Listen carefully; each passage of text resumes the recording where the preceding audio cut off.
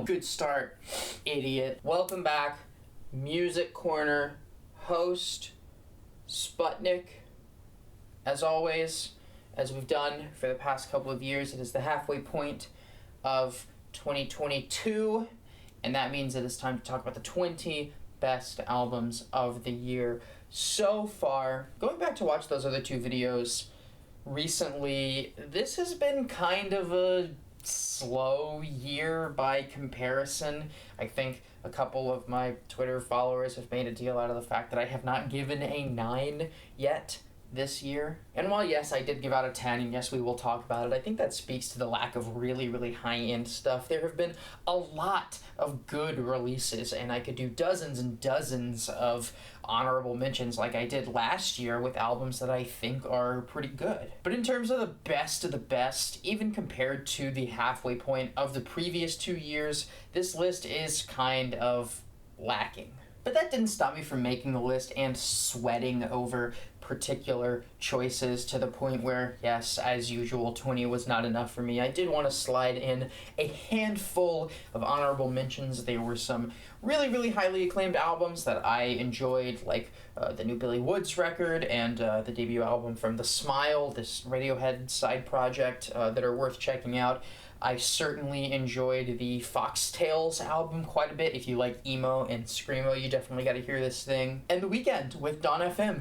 I think he really put together some good tracks on this one. I know it hasn't been as commercially or critically successful as After Hours, but I think it has a tight sonic concept that runs throughout, and I enjoy it quite a bit. Also gonna shout out Amber Mark and her debut album, one of the better R&B records I've heard this year. And in the art pop and electropop scene, I can say the same thing about Kilo Kish, who released her best album to date earlier this year. And finally, the new Earth Gang record. Now, this was the last cut I made, and I'm still just really on the fence about it. I like this album a lot. It has grown on me. It has one of my favorite songs of the year, Strong Friends, on it, and it just barely missed the list. It wouldn't surprise me if 6 months from now when I do my year-end list, this might have surpassed some of the 20 albums.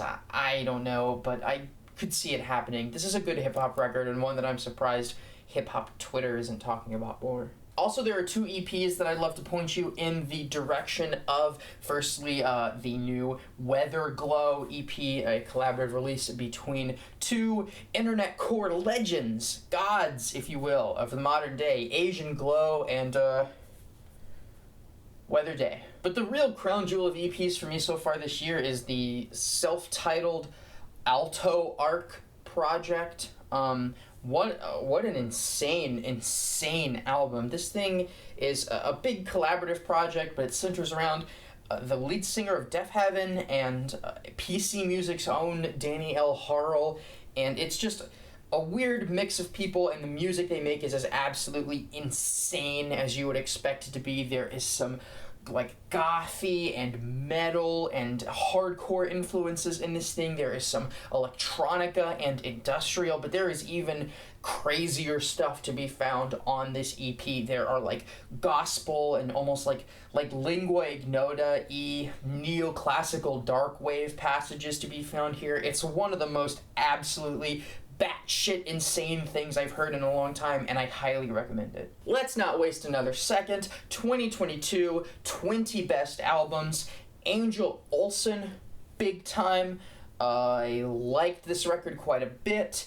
It is just yet another good one from the extremely consistent discography of Angel Olsen going back over a decade now. It is the most country-inspired of all of her albums. It leans into some of the folkier stuff from her early day. Longtime fans have been eating this thing up. If you like singer-songwriter music, if you like indie folk, any of that shit, definitely check this record out. It's really good. The songwriting is great. The vocal performances are great. It's just good album. Next up, the new Animal Collective album, Time Skiffs. I really enjoyed this thing. It was really refreshing, and it made me really happy to see Animal Collective return in the way that they did. There are a lot of great highlights on this record. I think it's their best record in ages, and if you're into that wandering, naturey, psychedelic pop music, you definitely gotta check this thing out. It's really good. Number 3 on the list,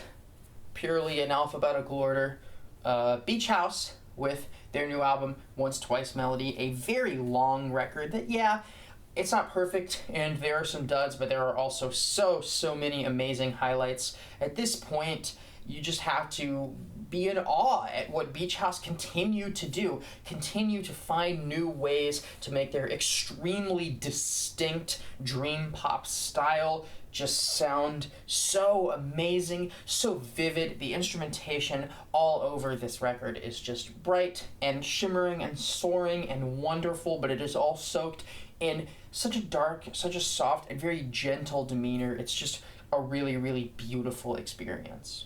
And beautiful in a completely different way, in an almost awe-inspiring, gawking way, is the new Black Country New Road album, Ants From Up There. Now, it's no secret that I absolutely adore this album. I gave it a 10 out of 10 review when it first came out, and it has not waned on me a bit. I still think that it might be the best album I've ever had the privilege to review as a music critic. It is just a remarkable achievement, both thematically and instrumentally. There is so much here. I could write even more than the already very indulgent and self-flatulent review that I wrote of this album, but God, it is just so good. I can't even imagine hearing a record this year that's better than this, or hearing a song this year that's better than The Place Where He Inserted the Blade. Number 5, Conway, The Machine, the best Conway record so far. God, don't make mistakes. One of the best things I've ever heard from the Griselda guys. I mean, in terms of storytelling, they have just really hit a new peak on this record. Conway and all of his collaborators, everybody involved. Shout out to Jay Skiffs, who keeps coming on these Conway albums and fucking spitting flames. But yeah, the style of music that they're performing is pretty locked and loaded at this point. You know what you're getting into with a Griselda record, so it's given them the opportunity, and Conway on this record, the opportunity to really dig into the details and use this medium to tell impactful stories, and that's exactly what he does on this great album. Next up, Destroyer, Labyrinthitis. This is the record that with Earth Gang came down to the final cut. It was difficult to decide between these two. But I will say, just like the Earth Gang album, this Destroyer album has grown on me. A lot of it really grabbed me right away, immediately, and there were some songs in the mix and some singles in the mix that were not nearly as instantaneous for me, but I saw Destroyer in concert. I went and revisited this album a little bit, both before and after that, and yeah, maybe it's a little bit better than I gave it credit for, and some of the more indulgent songs started to come around to me a little bit more, so maybe this will be an album that I just love more and more as the year goes on. Next up is Duster, Together, the surprise drop from Duster. I was not head over heels for their comeback album, and I didn't really have time to even decide how excited I was for this thing, but I will say I like it quite a bit. It is probably their darkest album yet, in my opinion, but still very atmospheric, very nostalgic. Some of the instrumentals on this album just have something to them that triggers a really vivid emotional response in me. It's difficult to pin down and put my finger on exactly what this album is doing that is just overwhelming me, but yeah, I really enjoy it. It's a really great listen, and a couple of tracks like Familiar Fields in particular stand up to all the great classic Duster work. Gotta shout out Earl Sweatshirt with Sick. It seems like a lot of people have forgotten that this even came out, and yeah, it's no some rap songs, but that was pretty much an impossible expectation to hold an artist to with a follow-up record. I still enjoy this thing. I still think that it is pretty consistent, pretty critically underrated. Even hip-hop fans online seem to have not gravitated to this thing nearly as much as I have. I just have to say that Earl continues to be a compelling lyricist, a compelling vocalist, and the abstract and off-kilter way that he approaches songs and songwriting still really clicks with me. Another album I was surprised to see lackluster critical response for, the new Father John Misty album, The Next 20th Century. I'm not sure what it is exactly about this record that isn't clicking with people, just like I wasn't sure about Pure Comedy for the same reasons. I love that record, and I really like this record quite a bit too. It has so much clever Josh Tillman-y songwriting on it, like on the opening track Chloe, the song We Could Be Strangers. There's just a lot of compelling singer-songwritery indie details weaved into this song. These songs, it's all wrapped up in a package in this old Hollywood aesthetic, both sonically and occasionally lyrically, with some of the motifs that come up over and over again. And yeah, it's a smart, funny, witty indie pop record. I don't know what else. Also gotta shout out Flume with Palaces. I know some people seem to have not been as warm towards this record, and I get that because the singles were so good, so good that it felt like a layup, and the deep cuts here don't really get me nearly that much, or as much as I was hoping they would. But there are still songs on here, particularly when Flume gets the urge to wander in some kind of crazy new direction and really indulges in that, like Jasper's song, that I really enjoy. And returning to this record, it was really obvious to me just how much of it is great. And even though there are some misses and some subpar moments that prevent it from being Flume's best project to date, it still has a lot of great material that goes toe-to-toe with anything else he's ever done. It should be no surprise to anyone that the new Jenny Hval project made its way on here. She has consistently been one of my favorite artists of the last 10 years or so, and her really unique style of chamber music and singer-songwriter music is really still intact here. It certainly isn't my favorite Jenny Hval record ever, but the singles were really good. Her storytelling continues to be compelling, and even though this isn't the most conceptual thing she's ever released, these songs do still sound really good together. It's not the most robust album you're ever going to hear, but as a collection of tracks, it works to show off what makes Jenny Hval so interesting as a songwriter, as a lyricist, and particularly as a vocalist. And it is no wonder that one of the most anticipated albums of the year, of the past few years, in fact, managed to land on this record. Kendrick Lamar with Mr. Morale and the Big Steppers. Yes, I will say I have some issues with this record. I think that the misgendering on Auntie Diaries is completely unnecessary. I don't even see an artistic explanation for that, but I talked about it in my review. Also, there are just some songs on here that don't really live up to either the thematic excellence of most of the record or just in terms of pure quality of performance and content. Though for the most part, this thing is a really excellent listen. There are so many great tracks on here. Kendrick is so bold and so willing to go places that almost no other hip-hop artist would. It is one of the most experimental mainstream hip-hop projects to come out from a big popular artist in the past few years, in quite a long time, as memory serves. And all of those experiments turn out to be the best tracks here. Seriously, I think that We Cry Together is one of the best songs I've heard all year. I can't stop listening to it. It is so electric. It is so compelling, and just seeing Kendrick's performance at Glastonbury, good God, it made me appreciate some of the thematic diatribes of this record even more. It's just a great, smart, really enjoyable hip-hop album that I highly recommend. Just last week, we got Perfume Genius's Ugly Season,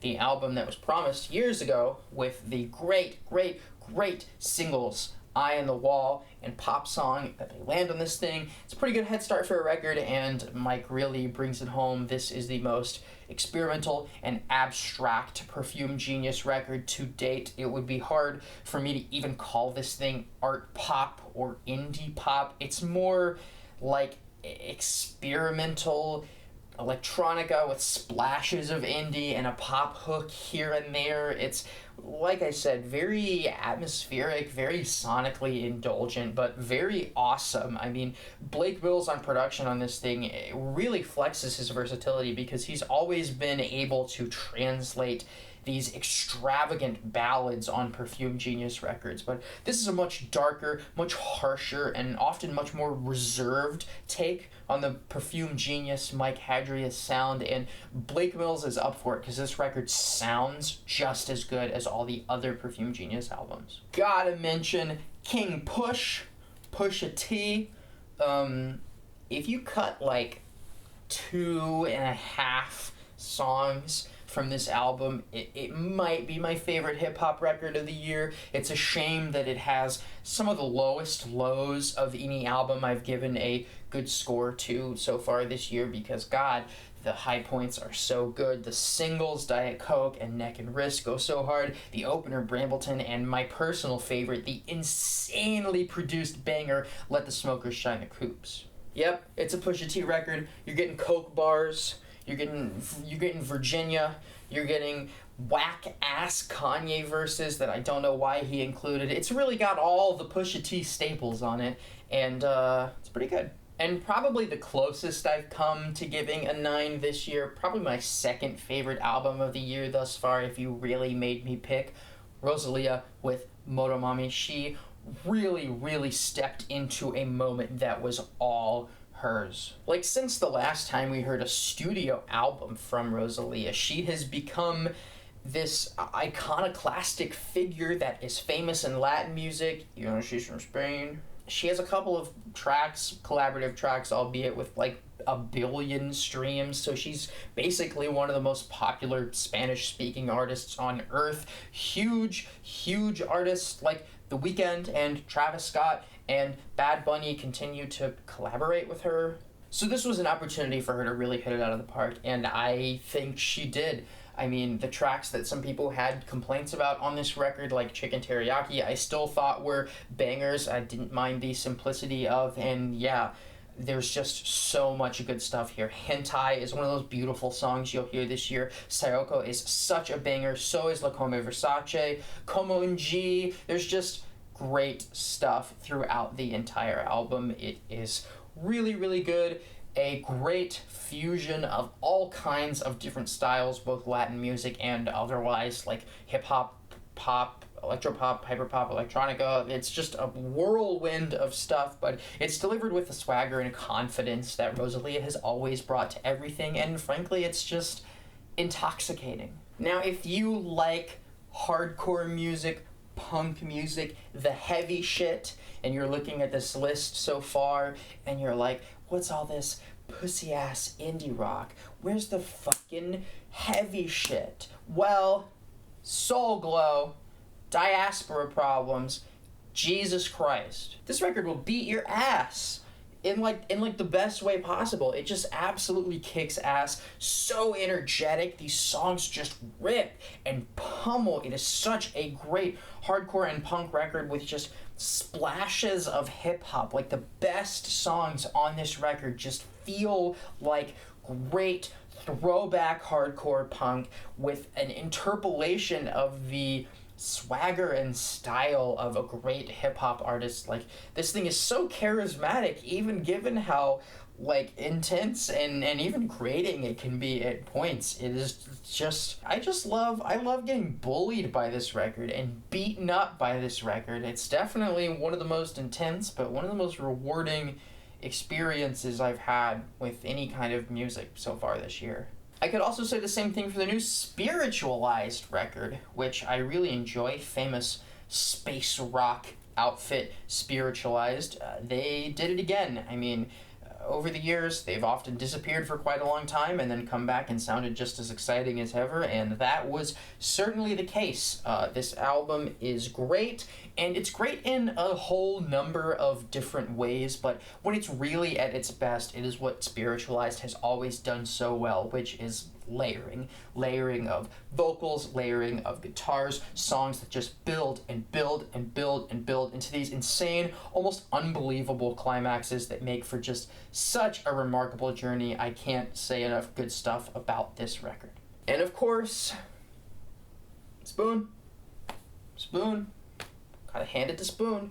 In a year that Spoon releases a new album, it's probably gonna be one of the better rock albums, and you know, going into it, that they're probably not gonna step outside of their comfort zone. What they're gonna do, what Spoon has always done, and will always seemingly continue to do forever, is make good, catchy, straightforward, right to the point rock music, and they do it again, one catchy song after another on this record. The hooks are great, the riffs are great, the drums are great, everything is just the formula of rock and roll executed to a simple but incredibly effective conclusion. Next up, an album that I would have never guessed going into it, just in abstract, would end up on a record like this. It's the new Weather Station album, and the reason is that the Weather Station released an album last year that got quite a bit of acclaim. I thought it was okay, not amazing or anything, and I thought,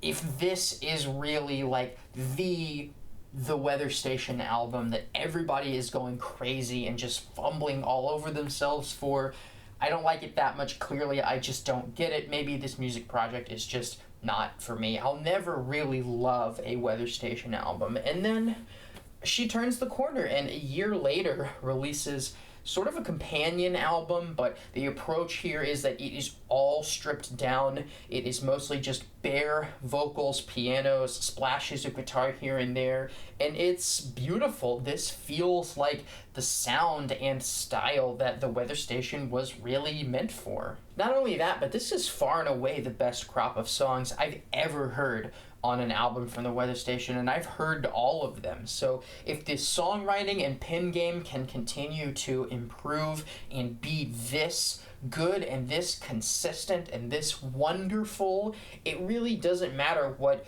instrumental direction the Weather Station takes, though I will say that I really, really, really enjoy this rendition. Finally, and if this video is late, this will be the reason why, because right at midnight, a buzzer beater, if you will, before the year's halfway point, we got this new Zola Jesus album, her first in 5 years, and obviously before I recorded this video I had to crack open this record because after the singles, which I really, really enjoyed, I had a feeling this thing might end up on this list, and as it turns out, it's a shoo-in because the deep cuts here, for the most part, are just as compelling, occasionally even more compelling than the already really, really good singles. It is interesting and difficult to describe in terms of its sonic texture, but what I will say is that the sound of this record is really the best thing it has going for it. There are just so many songs with distant booming drums, reserved keys, and soaring vocals that are buried in the mix, fighting to be heard, that elicit so much drama from these tracks. This is such a sweeping, dramatic record that I just find myself getting completely lost in all of its sonic details. The attention to detail in the mixes and instrumentation here is great, and while the songwriting isn't the best collection of tracks I've ever heard, there is enough that is rewarding here and enough of Zola Jesus' early pop music stickiness to this record that I am more than able to stick with it, see it through. It is a really enjoyable album, and if you like singer-songwriter music and chamber music, I would definitely recommend this thing. And that's it. 20 records. There are dozens and dozens and dozens of more like decent to solid albums, everything from like Krallis to Melody's Echo Chamber that I could shout out and recommend, but ultimately those are the best of the best in the year so far, the ones I really think you can expect to see turning up highly on my year-end list, and the ones that I can really recommend. If you have favorites from this year, let it be known. There's a comment section for a reason, and if you give any of the records I've talked about today a try, Let me know what you think about it, because I'll take it extremely personally if you don't like them. And also, if you made it long enough to listen to all the bullshit at the end, you must care enough about me to do so. And if you also like video essays, I just launched my video essay channel after fist fighting Mickey Mouse for copyright ID claims for over a month. Finally got my first video essay up and going. I'll put the link in the whatever if you want to watch it. It's about criminal minds. Nothing to do with music. If it were to do with music, it would be on this channel. And that's the news. Go see Weather Day live if they come to your town. It was a great little show, and Sputnik was the biggest cutie pie I've ever seen in my life, who was as nice as could possibly be. They signed my shirt. They signed my CD. And that's it. This might be the last video on this channel ever to come from this specific corner. We could be in a brand new corner next time. Who knows what we're going to talk about, what that's going to look like. But I'll tell you one thing, I'm excited about it.